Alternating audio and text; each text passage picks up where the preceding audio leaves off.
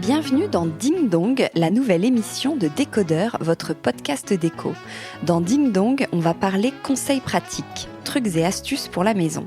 Je m'appelle Hortense Leluc et à chaque épisode, j'inviterai un expert qui répondra à 10 questions sur une thématique bien précise, ces fameuses interrogations du quotidien qu'on a tous un jour ou l'autre.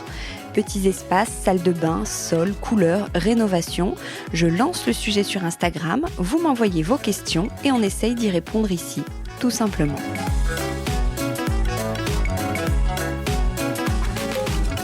Ce matin, je suis avec Hortense de Laroncière qui a créé le site onrangetout.com. Ce site est une pépite si vous cherchez des rangements en tout genre, des accessoires tout simples, pratiques et beaux, que vous pouvez retrouver classés par type de produit ou selon vos besoins, pièce par pièce. Organisation des placards, des tiroirs, des vêtements, de la nourriture, c'est la caverne d'Ali Baba du rangement et des bonnes astuces qui viennent simplifier notre quotidien. Il faut dire que des conseils pour bien ranger, on en a toujours besoin. C'est vraiment le sujet dans la maison. Alors, je suis vraiment contente d'accueillir Hortense qui va pouvoir nous éclairer sur ce point, ou plutôt sur 10 points bien précis. Bonjour Hortense. Bonjour Hortense. Bienvenue, on enregistre à l'hôtel Panache. Juste avant de commencer, j'ai mes 10 petites questions. Comment vous est venue l'idée de créer ce site ? C'est que vous êtes un peu maniaque ou au contraire, c'était pour vous discipliner ? C'était plutôt la deuxième solution. Je suis un peu... Disons que c'est une thérapie pour moi, ce site. J'avais du mal à trouver des accessoires de rangement qui me donnent envie de ranger.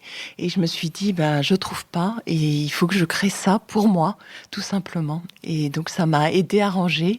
Et je suis persuadée que les meilleurs profs de maths, ce sont ceux qui ont été les plus nuls en maths.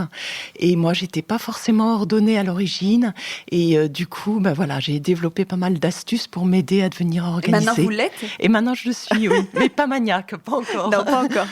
Bon, alors, première question. Comment réussir à tout ranger dans une mini-cuisine, quand on a une petite cuisine ? Alors, c'est une très bonne question, parce que la cuisine, c'est à la fois la pièce la plus simple à organiser et la plus compliquée à organiser. La plus simple parce qu'il y a une multitude d'options pour ranger un espace comme la cuisine. En revanche, la plus compliquée, parce que nous, Français, on a tendance à acheter la dernière yaourtière qu'on n'utilisera qu'une fois dans l'année, ou le mixeur improbable. Et du coup, on se retrouve vite envahi dans une cuisine. Alors, quand on a une petite cuisine, on peut croire que c'est pas bien, mais c'est très bien d'avoir une petite cuisine, parce que plus l'espace est petit, plus c'est facile de ranger ses affaires près de la zone d'utilisation. Et pour une cuisine, c'est indispensable d'avoir les casseroles près de la gazinière, d'avoir les plats près du four, d'avoir les couverts près de la table de cuisine, etc. Donc quand l'espace est restreint, c'est plus simple de faire comme ça. Alors si la cuisine est petite, moi je conseille, déjà dans tous les cas, de ne pas surcharger le plan de travail pour 2 raisons. Déjà, quand il y a trop de choses sur le plan de travail, on a une impression de fouillis, on peut se sentir un peu oppressé. Et en plus, on salit plus. En fait, c'est une cuisine. La cuisine, forcément, il y a un peu de graisse, etc.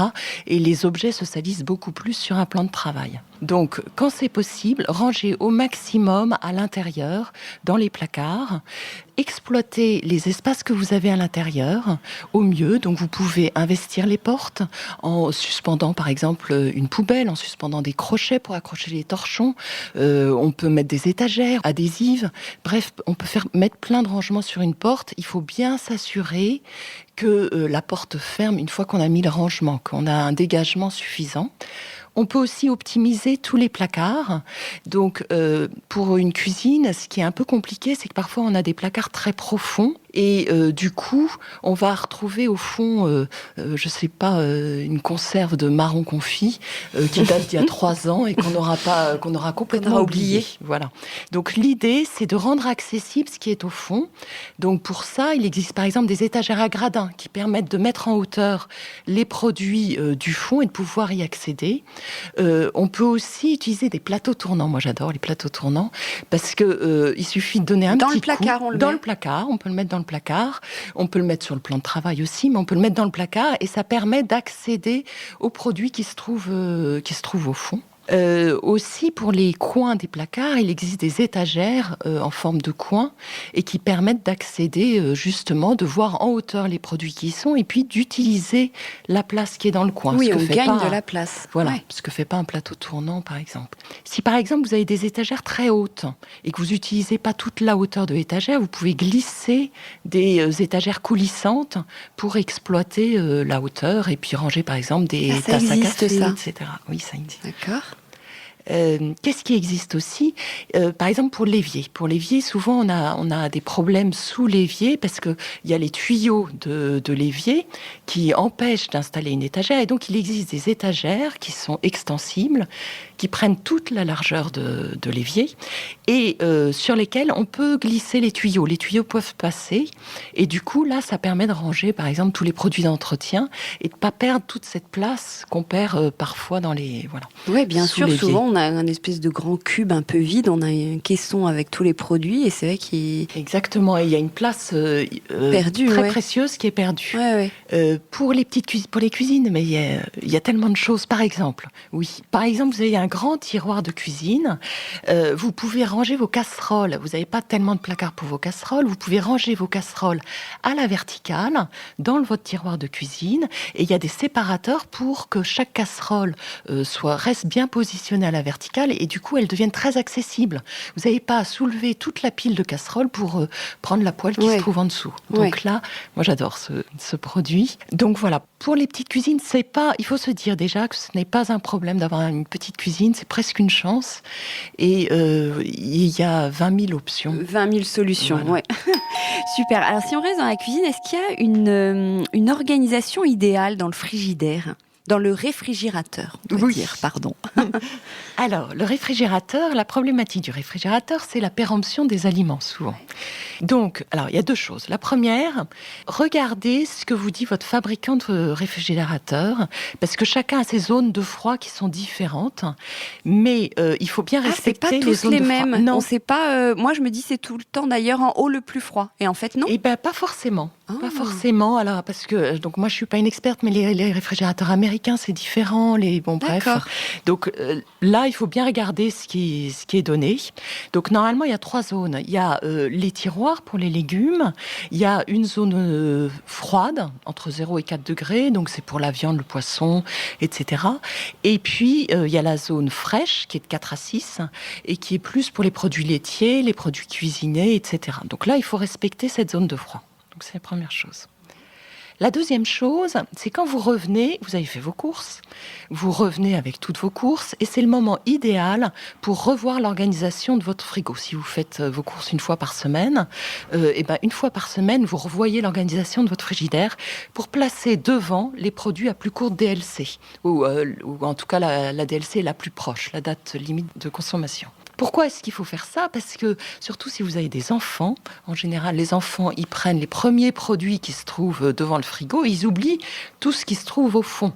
Donc, si vous voulez qu'ils consomment les produits qui vont bientôt se périmer, mettez-les bien devant et donc, comme ça tourne, il faut le faire régulièrement.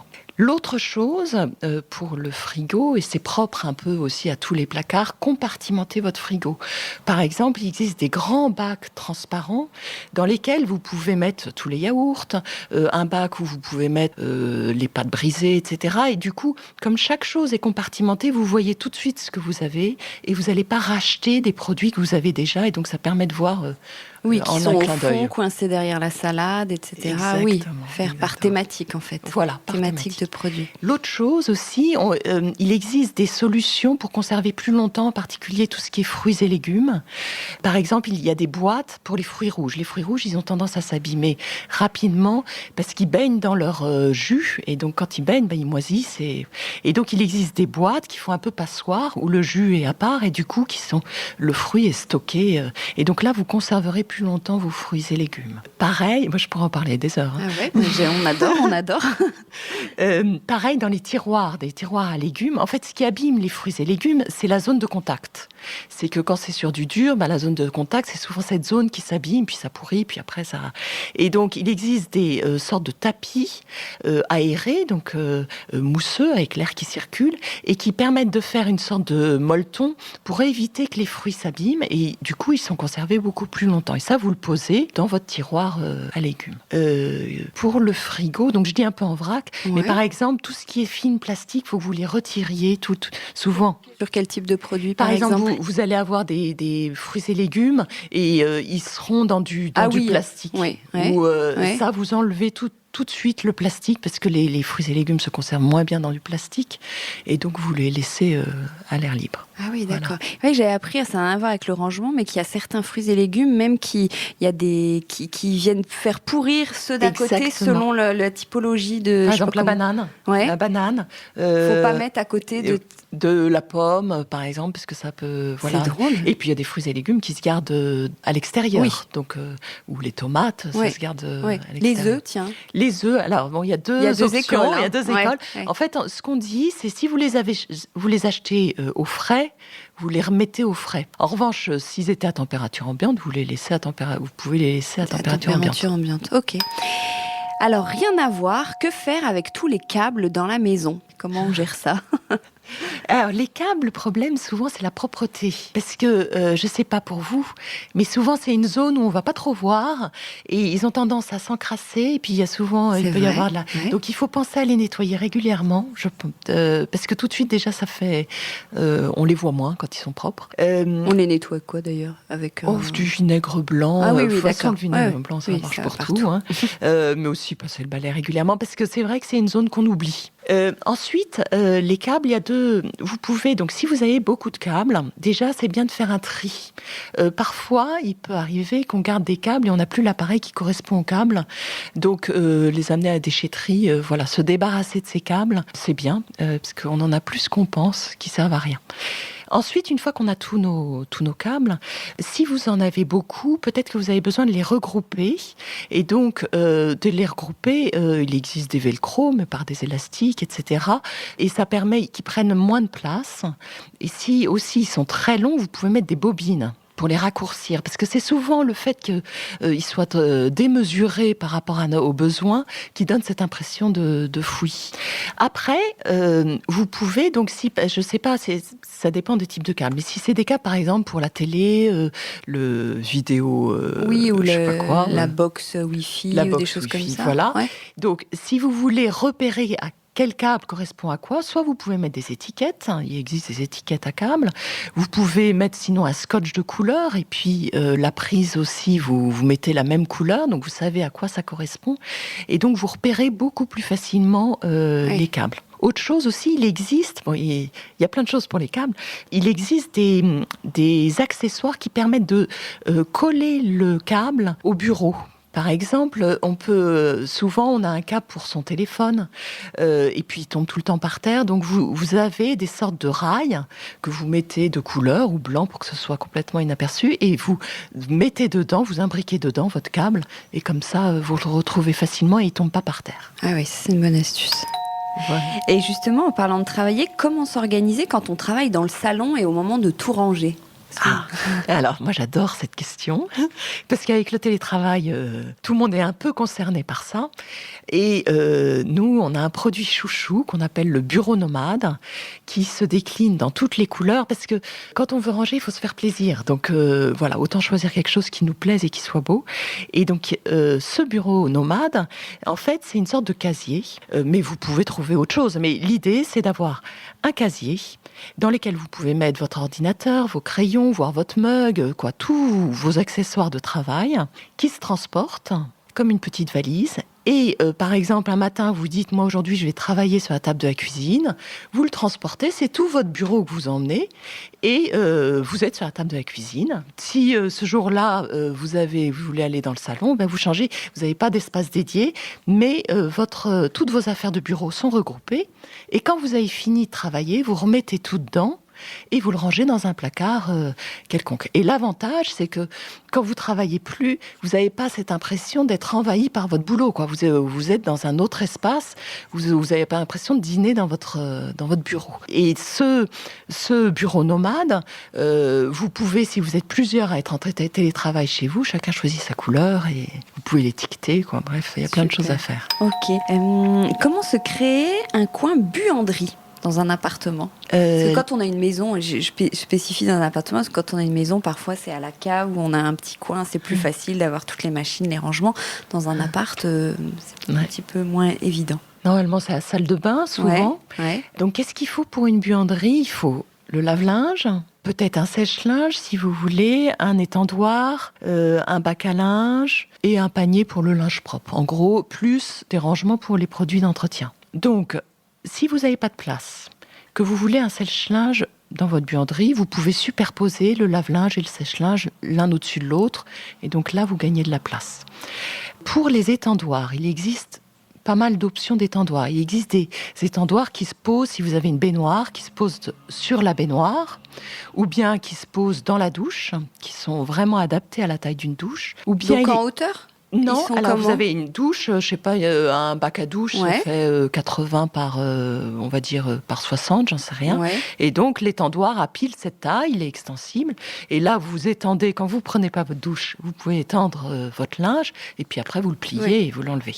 Mais ça permet d'utiliser l'espace de douche comme espace de séchage. Ouais. Il existe aussi tous les étendoirs assez classiques qui sont en fil, que l'on met au-dessus d'un plafond et puis qu'on peut rétracter quand on ne les utilise pas. Il existe aussi, on peut utiliser les portes, investir les portes pour sécher. Donc il existe des étendoirs qui se suspendent à la porte de la salle de bain.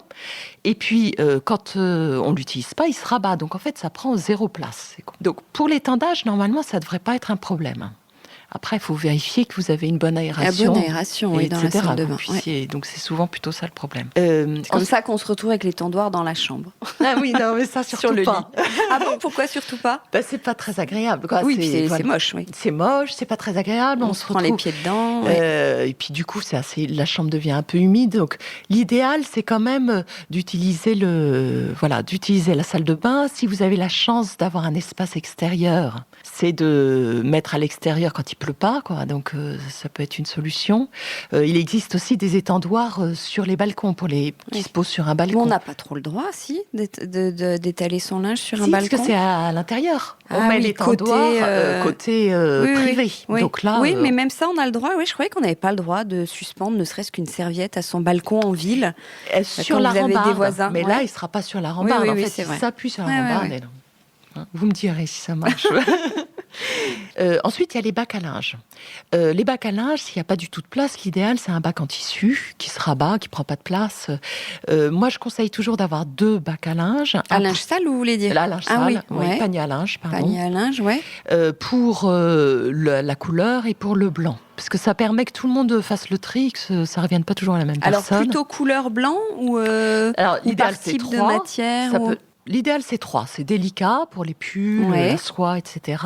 Blanc et couleur. Après, si on ne peut pas en avoir 3, en général, quand l'espace est réduit, c'est plus compliqué. Au moins 2. De toute façon, ils sont plus petits dans ces cas-là, non ? Oui, ils sont plus petits. En fait, il existe des bacs assez étroits où il y a 3 compartiments et puis comme ça, on met en fonction du produit. Ouais. Les produits d'entretien, ce que je conseille, c'est d'investir les murs. On oublie très souvent les murs. Dans une salle de bain, c'est pas très grave d'avoir des étagères. Et donc là, de mettre des étagères pour les produits de lessive, etc., dans des bacs en plastique qu'on retire facilement. Après, il reste le panier à linge propre. Donc, il y a toute la partie repassage dont on va parler, et puis le panier à linge propre. Donc, soit vous le mettez sur une étagère, mais il faut une étagère relativement profonde, soit vous le mettez sur le lave-linge, et comme ça, vous posez votre linge propre là-dedans. Et la partie repassage. À la partie repassage, donc... Si on repasse, j'ai l'impression qu'il y a moins de monde. Alors moi, je dois être classique. Moi, j'adore repasser. Enfin, j'adore que ce soit repassé. Moi aussi, j'ai l'impression qu'il y en a plein qui disent « Oh non, le repassage, non, vraiment... » Il y en a de moins en moins. Ça prend beaucoup de temps. Ça prend du temps. Mais il suffit d'avoir... les hommes, quand même, s'ils portent des chemises, c'est quand même un peu inévitable. On peut faire juste le col, mais... Oui, il y en a qui font que le col et le devant. Voilà. Et après, ils mettent une veste, ni vu ni connu.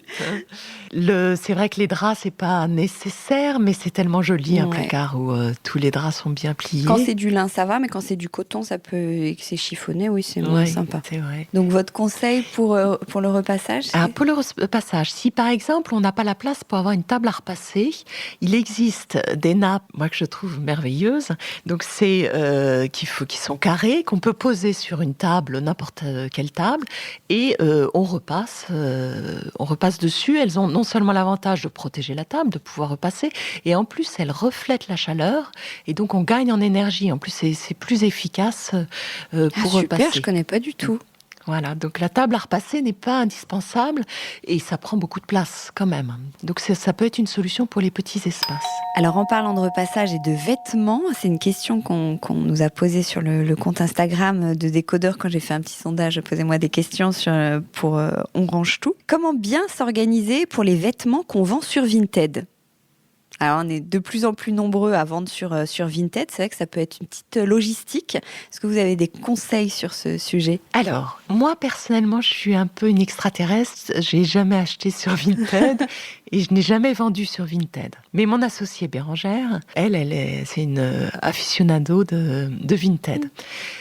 L'idéal, d'abord, c'est de trier, de bien sélectionner ses produits, s'assurer qu'ils ne sont pas d'accro et qu'ils sont propres.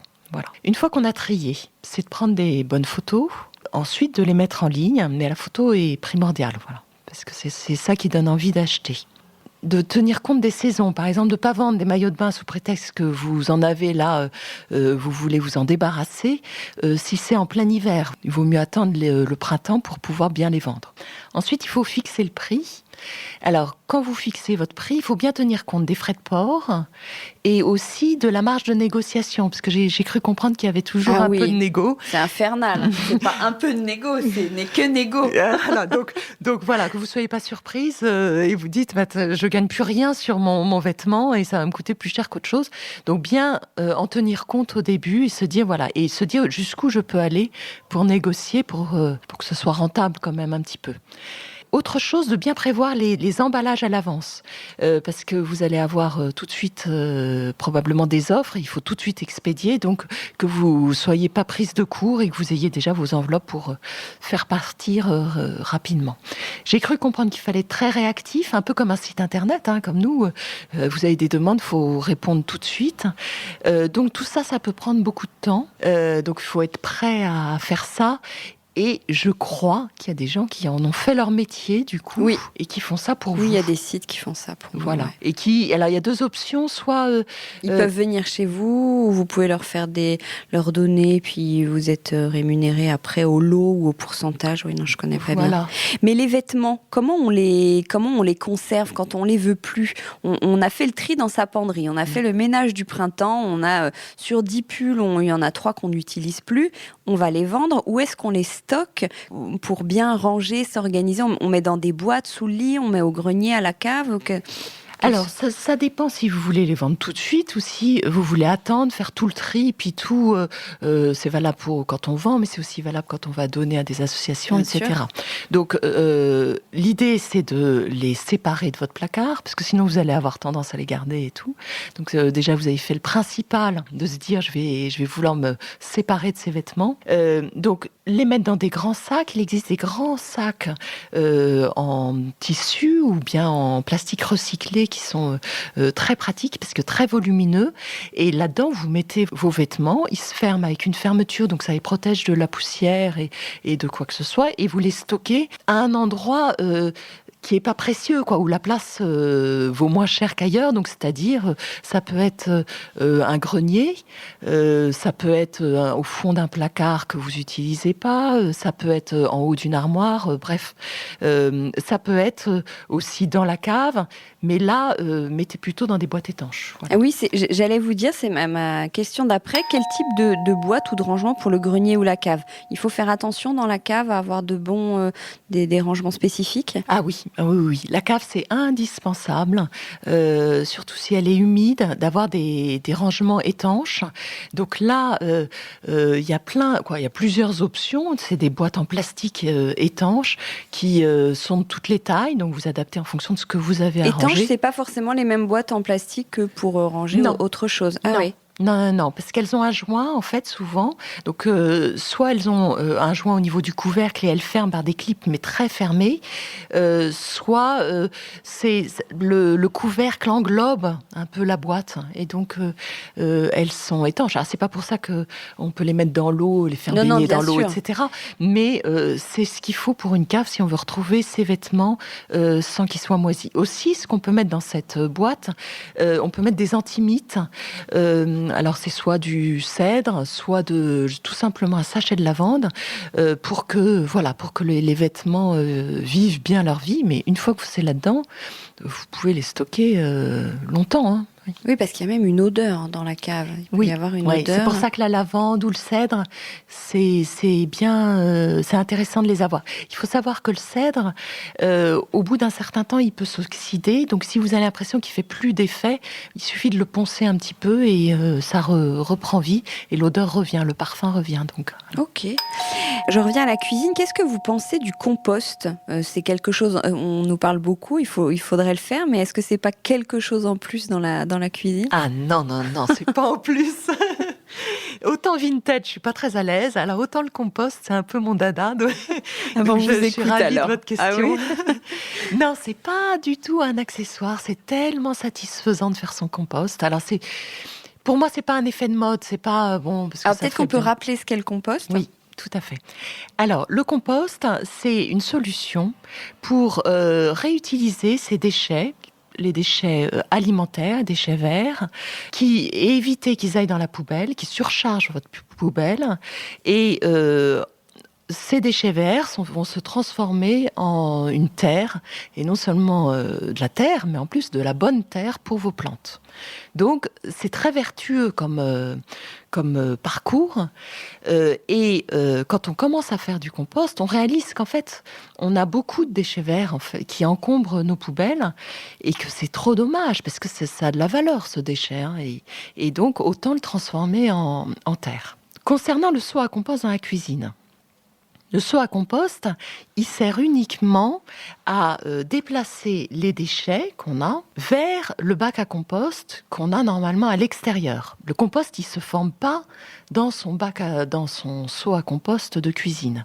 Mais il est très utile parce qu'à chaque fois que vous allez éplucher une pomme, vous n'allez pas aller dehors pour mettre vos épluchures dans le bac à compost. D'accord ? Dans ce seau à compost, vous pouvez mettre tous les déchets de fruits et légumes. Alors, après, il y a deux écoles. Il y en a qui disent qu'il ne faut pas mettre les agrumes parce que ça acidifie beaucoup la terre.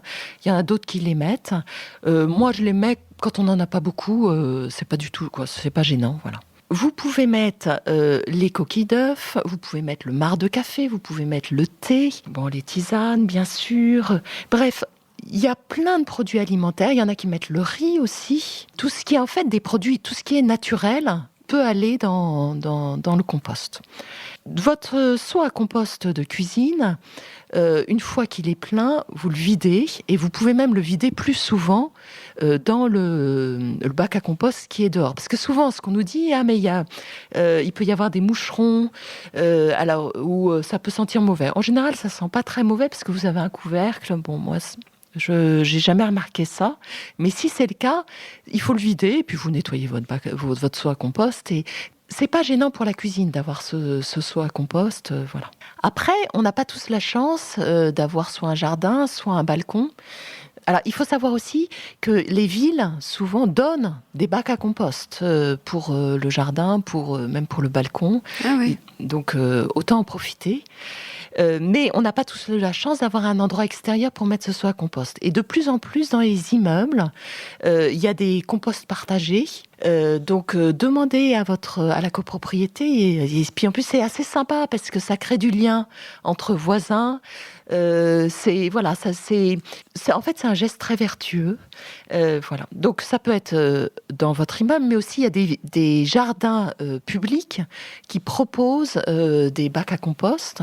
Donc, autant en profiter. La seule chose, regardez bien la notice, parce que chacun peut avoir ses règles, si c'est un bac partagé, et regardez ce qu'on peut mettre dans ces bacs partagés. Oui. Juste pour compléter, j'ai pas dit la composition d'un compost. Je crois que c'est 2 tiers de déchets bruns et 1 tiers de déchets verts, en gros. Les déchets bruns, c'est les feuilles mortes, c'est les coquilles d'œufs, le marc de café, ça peut être même les capsules de café. Il y a des capsules qui sont compostables, par exemple Café Joyeux, je sais qu'ils ont des capsules bio compostables que vous mettez directement au compost. Donc ça, c'est les déchets bruns, et les déchets verts, c'est tout ce qui est, comme son nom l'indique, qui est vert. Si votre compost est sans mauvais, ou s'il y a trop de moucherons, etc., c'est qu'il n'y a pas assez de déchets bruns. Dans ce cas-là, il suffit de rajouter des produits plus secs. Et là, et aussi, il faut bien mélanger votre compost. Et après, ça donne cette magnifique terre. Vous avez l'air bien branché sur le sujet. Je fais du coup une petite parenthèse sur le site. Dans vos propositions de produits, vous avez un engagement, vous proposez des produits un peu éco-responsables ? Alors, un peu comme tout le monde, on est assez sensible à la question. Donc oui, on essaye d'avoir un maximum de produits éco-responsables. Il y a pas mal de critiques, par exemple, sur le plastique, dans le rangement qui est quand même parfois inévitable. Et donc, de plus en plus, il y a d'autres composants, des remplacements du plastique. Par exemple, il y a des boîtes qui ont l'aspect d'une boîte en plastique qui sont en cellulose. Donc, c'est complètement naturel. Ou bien du plastique recyclé. Donc, de plus en plus, on essaye de proposer ce genre de produits, ou des produits en bois. Ils sont tous FSC, c'est-à-dire issus de forêts qui sont gérées durablement. Donc, oui, dès que c'est possible, on cherche ces produits-là, ou tout simplement des produits français pour que le transport soit le plus court possible. Et si c'est pas français, que ce soit européen, pour essayer de réduire un peu l'impact carbone du transport. Dernier thème, on n'a pas abordé, c'est un vrai sujet, le rangement. Évidemment, on pense aux enfants. La chambre d'enfant, comment optimiser une petite chambre d'enfant, en fait ? Est-ce qu'il existe des rangements gain de place, par exemple ? En fait, pour les enfants, les règles, elles sont les mêmes que pour n'importe quelle pièce, mais puissance 4. Parce que y a des problématiques qui existent dans une chambre d'enfant qu'on n'a pas forcément dans les autres pièces. Et la première problématique, je ne sais pas pour vous, mais souvent, une chambre d'enfant, elle est très encombrée. Elle est très encombrée parce qu'on a les vêtements qui deviennent trop petits, on a les vêtements qui vont tout juste et les vêtements qui sont trop grands qu'on a déjà mis là. La même chose pour les jouets qui sont de l'âge de l'année dernière, etc. Donc, la première étape, c'est trier. Mais c'est la base de tout rangement. Il faut d'abord trier et ne répertorier que les produits dont on a besoin à un temps T. Ce qui est pour plus tard, il faut le stocker ailleurs. Ce qui est trop ancien et qui est pour les autres enfants, etc., également, il faut le stocker ailleurs. D'accord. Une fois qu'on a fait ça, il faut regarder la disposition de la chambre qu'on a et regarder les types de rangements qu'on a. Et se dire, qu'est-ce qu'on a arrangé dans cet espace-là ? Par exemple, on peut se retrouver avec une penderie immense, alors que notre enfant, il n'a pas tellement besoin de penderie. Et dans ce cas-là, on peut rajouter des étagères à suspendre qui vont former comme plein de petites étagères, qui vont prendre de la place sur la tringle et qui vont permettre de ranger plein de pulls, etc. Dans le sens contraire, on peut avoir une tringle qui est toute petite et nous, pour notre enfant, on a besoin de lui suspendre tous ses pantalons, etc. Dans ce cas-là, il existe des cintres qui ont 4 étages, par exemple, et on peut superposer les vêtements et on gagne beaucoup en espace. Même chose pour les placards. Donc, voilà, la méthode, c'est on trie, on regarde ce qu'on a arrangé et on regarde la place qu'on a et on adapte la place qu'on a avec des accessoires pour que ce soit le mieux rangé. Ensuite, pour l'enfant, mais comme partout, parfois on peut se retrouver avec une énorme étagère et du coup, cette place, il faut l'optimiser. Et donc, l'idée, c'est vraiment de compartimenter pour que chaque chose ait sa place. Parce que si un objet n'a pas sa place, l'enfant, il ne saura pas où le ranger. Donc, on ne l'aide pas, quoi. Et c'est la même chose pour nous. Nous, dans une cuisine, on sait où on range les couverts. Ça devient un réflexe. On a nos range-couverts, c'est compartimenté. Et donc, tout l'espace doit être pareil. D'accord ? Ouais. Autre chose, il faut compartimenter l'espace, il faut exploiter tout l'espace, mais on peut avoir tendance à surcharger en fait un espace, à le rendre... Et là, surtout pas. La règle, parce qu'il y a toujours des règles comme partout, mais l'astuce plutôt, c'est que il faut garder toujours 20% de vide. Parce que si votre placard il est blindé à craquer, on ne pourra pas rajouter un pull supplémentaire, on ne pourra pas accéder au pull. Même chose pour une boîte, si elle est complètement pleine, ça rend les choses complètement inaccessibles. Donc il faut toujours avoir cette idée qu'il faut laisser 20% de vide. Et en plus, c'est plus agréable, on respire plus, quoi. Voilà. Alors, si votre chambre d'enfant elle est toute petite, il y a toujours des espaces qu'on oublie d'exploiter et qui sont quand même assez précieux. On pense souvent au lit. Sous le lit, on peut ranger, mais parfois, on a des pieds de lit qui sont trop bas et on ne peut pas ranger tant que ça. Donc là, le conseil, c'est soit vous changez les pieds, il existe des pieds de toutes les tailles, soit vous mettez des surélévateurs. Et là, vous pouvez ranger sous le lit vos affaires. Ce que je conseille plutôt sous le lit, c'est des objets, peut-être les affaires hors saison, des choses qu'on n'utilise pas tous les jours, ou les bottes, voilà. Donc là, il existe des boîtes sous le lit en plastique, des housses à compartiments, quoi. Le choix est immense. Même chose en haut des armoires. En haut des armoires, vous pouvez utiliser cet espace pour ranger les vêtements hors saison ou les couvertures, j'en sais rien, etc. Mmh. Ce qui est très important dans une chambre d'enfant, c'est que ce qui est utilisé tous les jours soit très accessible. Soit très accessible pour vous, mais soit très accessible aussi à l'enfant. Et on oublie un peu ça. Parce qu'on va avoir tendance à mettre une patère à 1m80, mais votre enfant, il mesure 1m20. Donc, on ne peut pas lui reprocher de ne pas accrocher son manteau s'il ne peut pas accéder à la patère. Donc, mettre les choses aussi à hauteur de l'enfant. Même chose pour les livres. Un enfant, c'est bien donc qu'il ait toujours des livres accessibles et donc ne pas les mettre dans une étagère qui est complètement difficile d'accès pour lui, où il faut qu'il monte sur un escabeau puis il risque de tomber, etc. Et donc d'avoir toujours un petit stock tampon qui se renouvelle, qui est surtout pas surchargé, avec quelques livres et qui peuvent être mis soit dans une boîte, soit dans un joli panier, soit il existe des mallettes en bois qui se transportent. Les crèches, par exemple, ils ont souvent ce genre d'accessoires pour que ce soit accessible pour l'enfant. Et dernière question, comment faire pour qu'une chambre d'enfant soit bien rangée, justement ? Comment l'inciter à ranger ? Vous avez un peu effleuré le sujet tout à l'heure. Il faut que ce soit à sa hauteur notamment, et il faut qu'il y ait une chose à chaque place, chaque chose à une... Quelle est l'expression ? Une place pour chaque chose, Exactement. Chaque chose à sa place. Exactement, c'est ça. Mais il y a d'autres, vous avez raison, il y a d'autres astuces. Moi, la première, c'est ce que je fais pour... j'ai une fille qui a 10 ans, je lui fais choisir 2-3 accessoires de rangement qui sont adaptés quand même, donc j'ai un droit de regard, qui sont adaptés à des choses à ranger, donc au contenu qu'elle veut ranger. Le fait de l'impliquer, elle aura plus de plaisir à ranger parce que c'est elle qui a choisi ses accessoires de rangement. Et souvent, le rangement, on le voit souvent comme un pince-homme. Alors, nous, adultes, parfois, mais les enfants, très souvent. Et puis la phrase « va ranger ta chambre », c'est jamais très motivant quand même. On se dit bon. Donc l'idée, c'est de rendre le rangement comme un plaisir, parce que ça peut vraiment être un plaisir, et ça s'apprend dès le plus jeune âge. Donc s'il a choisi 2-3 accessoires de rangement, si vous l'avez aidé à ranger au début, vous allez ranger avec lui. Si vous l'impliquez, par exemple, on dit une chose, une place pour chaque chose, et à chaque chose sa place. Ça veut dire qu'il faut étiqueter parfois les boîtes. Il faut savoir qu'il y a des Lego dans cette boîte, qu'il y a des Barbie dans cette boîte, etc. Donc si vous lui demandez d'étiqueter, d'écrire lui-même, il sera fier. Et donc il aura encore plus envie de ranger. Et voilà, il sera même parfois motivé. L'autre chose, pour l'aider à ranger, et alors ça c'est une chose qu'il faut qu'on s'applique aussi à nous, et qui n'est pas toujours facile, c'est la règle du 1 dedans, 1 dehors. Moi j'adore cette règle, c'est une américaine qui... Bon, c'est très logique comme règle, mais il suffit de le dire. C'est-à-dire que votre enfant, il va recevoir un nouveau jouet, là, on arrive à Noël, il va recevoir un nouveau jouet, dans ce cas-là, il faut qu'il en sorte un de chez lui, qui va donner à quelqu'un d'autre, qui va, jeter s'il est cassé, j'en sais rien. Mais on ne peut pas faire rentrer quelque chose de nouveau dans la chambre si on n'en sort pas une autre.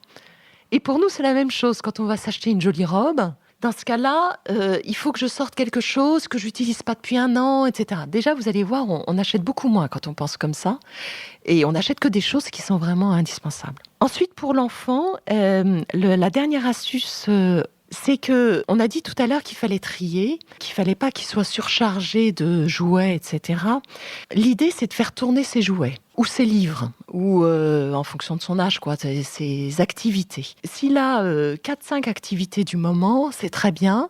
Et puis, souvent, on en a plus. On peut avoir les Barbie, les Lego, les Playmobil, bon, mais pas tous sortir en même temps. Et par phase...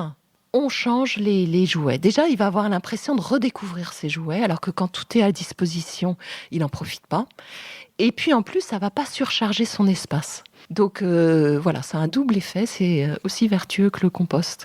Et la troisième, dernière astuce, c'est quand il a fini une activité, c'est de la ranger avant d'en commencer une autre. Il a fini un livre, il va le ranger dans son bac à livres et avant de commencer une autre. Alors c'est très facile à dire, c'est très dur à faire. Mais je pense que là, le mimétisme a beaucoup de rôle, beaucoup d'impact. Si nous, on le fait, par exemple, dans notre cuisine, on a fini de faire notre pâtisserie et qu'on range tout, on lave sa vaisselle, tout est impeccable après, l'enfant, il voit ça et donc il fera la même chose. En revanche, si nous, on ne le fait pas et puis qu'on lui dit « va ranger tous tes bouquins parce que tu ne vas pas commencer à faire de la peinture », c'est plus dur d'avoir du poids. Et on se rend compte que c'est tellement satisfaisant pour tout le monde quand c'est... Voilà. Parce qu'en fait, le rangement, pourquoi parfois on se dit « mais j'y arriverai jamais », c'est parce qu'on a laissé s'empiler plein de choses. C'est qu'on a un retard complètement dingue. Si ça devient un réflexe, si notre plan de travail, il est tout propre dès qu'on a... Voilà, au fur et à mesure, ça n'a rien à voir, quoi. Et en plus, on a tout de suite le bienfait. On voit tout de suite...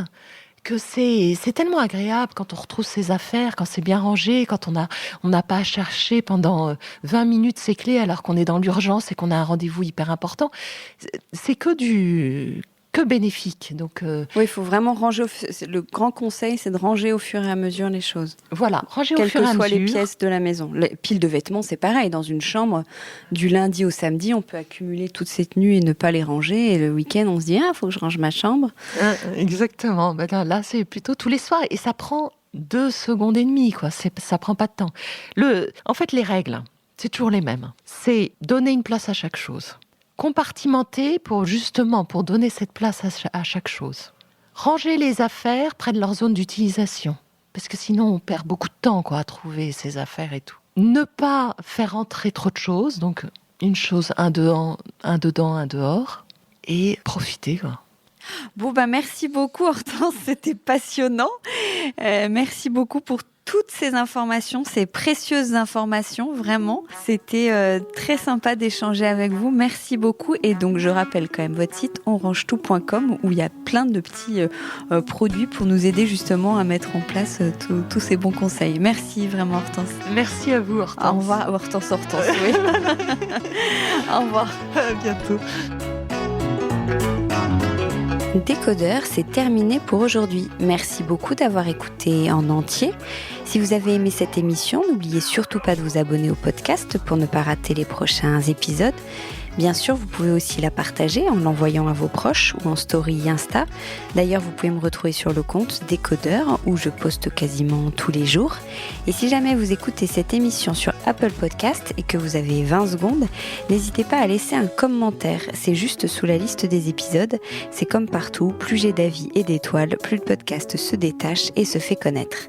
Voilà, merci beaucoup et à très bientôt alors, ici ou ailleurs.